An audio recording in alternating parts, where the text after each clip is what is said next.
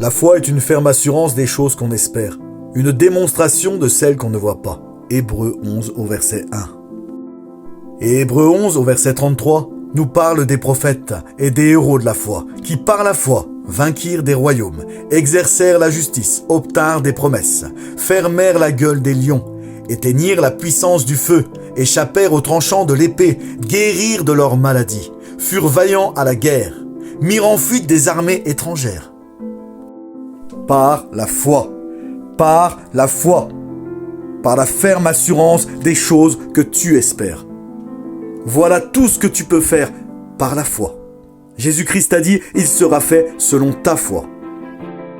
Et Hébreux 12 au verset 2 nous dit, ayant les regards sur Jésus, le chef et le consommateur de la foi. Jésus est le chef et le consommateur de ta foi. Jésus-Christ lui-même consomme ta foi. Donne-lui quelque chose à consommer. Donne-lui quelque chose à consommer. La parole nous dit encore, si tu crois, tu verras la gloire de Dieu. Si tu crois, tu verras. Il te faut croire. Il te faut croire. Tout ce qui est éteint en toi, tout ce qui est éteint dans ta vie, peut-être ton moral qui ne va pas bien, peut-être un ennui profond, peut-être un découragement, Dieu est capable, d'un seul mot, de redonner vie à tout cela. Si seulement tu oses le croire. Si seulement tu oses croire. Marc 11 au verset 22. Jésus prit la parole et leur dit, « Ayez foi en Dieu. Je vous le dis en vérité, si quelqu'un dit à cette montagne, « Ôte-toi de là et jette-toi dans la mer. » Et s'il ne doute point en son cœur, mais croit que ce qu'il dit arrive, il le verra s'accomplir. C'est pourquoi, je vous dis, tout ce que vous demanderez en priant, croyez que vous l'avez déjà reçu et vous le verrez s'accomplir. Toutes les montagnes qui se présentent dans ta vie, toutes ces difficultés, tu peux leur dire avec autorité au nom de Jésus, ôtez-vous de là, ôtez-vous de mon chemin. Je l'ordonne au nom de Jésus-Christ. Et si tu crois dans ton cœur que ce que tu demandes, tu le reçois, tu le verras s'accomplir. Tu le verras s'accomplir. Tout ce qui n'est pas contre la volonté de Dieu, contre sa parole, et que tu demandes en priant, tu le verras s'accomplir si tu crois que tu l'as déjà reçu. La foi est une ferme assurance de tout ce que tu espères. Romains 10 au verset 10 nous dit, « C'est en croyant du cœur qu'on parvient à la justice, et c'est en confessant de la bouche qu'on parvient au salut. » En croyant du cœur, en confessant de sa bouche. Voilà la vraie foi du croyant. Croire dans son cœur et confesser de sa bouche.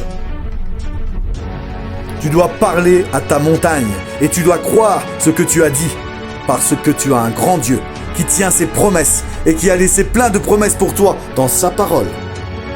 Romains 10 au verset 17. Ainsi, la foi vient de ce qu'on entend, et ce qu'on entend vient de la parole de Christ. Tu dois connaître la parole de Dieu et ses promesses. Et tu dois parler la parole de Dieu et tu dois croire. Tu parles la parole de Dieu et tu la crois dans ton cœur. Et tout ce que tu demandes à Dieu, qui n'est pas contre sa parole, tu le reçois. Tu le vois s'accomplir. C'est écrit, tu le vois s'accomplir par la foi en Jésus-Christ. Tu as par exemple une maladie dans ton corps, tu confesses, tu le confesses. Par les meurtrissures de Christ, je suis guéri. Christ a porté mes douleurs, il s'est chargé de mes maladies. Tu le confesses de ta bouche et tu crois dans ton cœur. Tu confesses, tu parles la parole de Dieu. Je ne mourrai pas, je vivrai et je raconterai la gloire de l'Éternel. Et tu le crois de tout ton cœur. La parole de Dieu te fait la promesse que par la foi, tu peux déplacer des montagnes. La foi vivante déplace des montagnes. La foi, tu dois croire de tout ton cœur. Parce que le Seigneur Jésus-Christ n'est point un homme pour mentir, il est la vérité.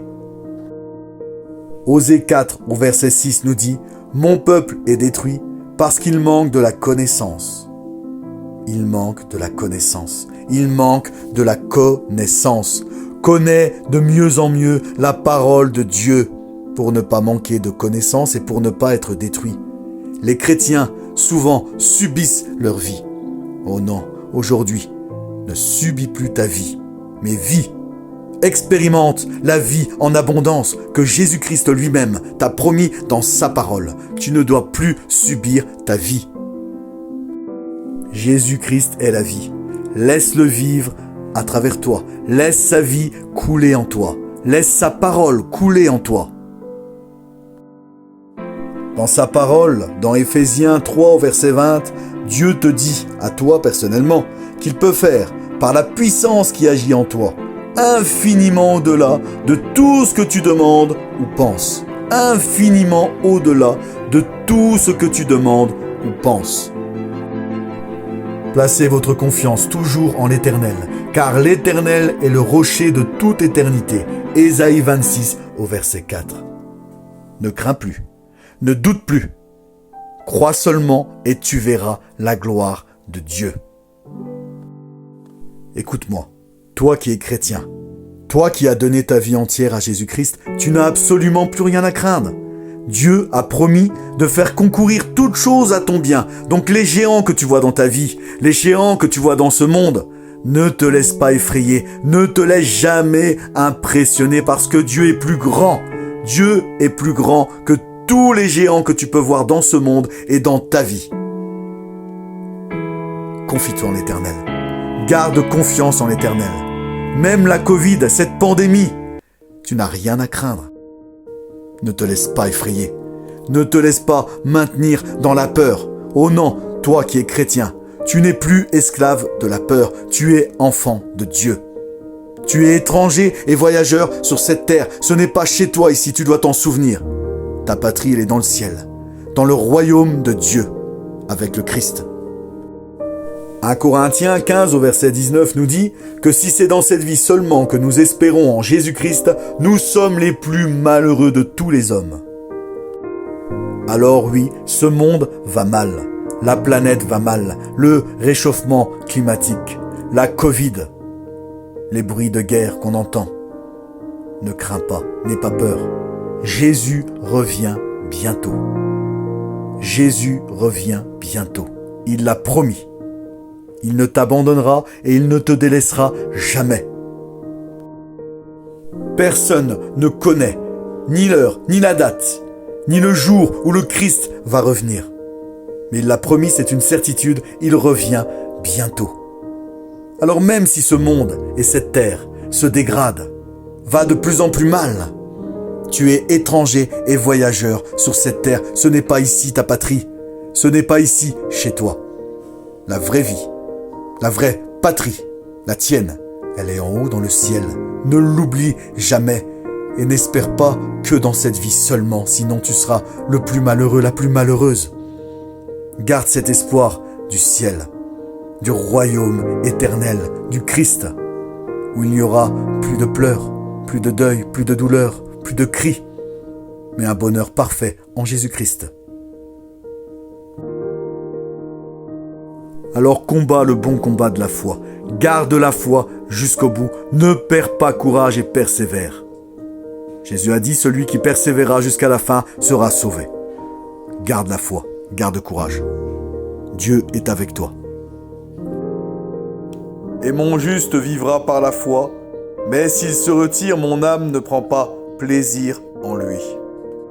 Nous ne sommes pas de ceux qui se retirent pour se perdre, mais de ceux qui ont la foi pour sauver leurs âmes.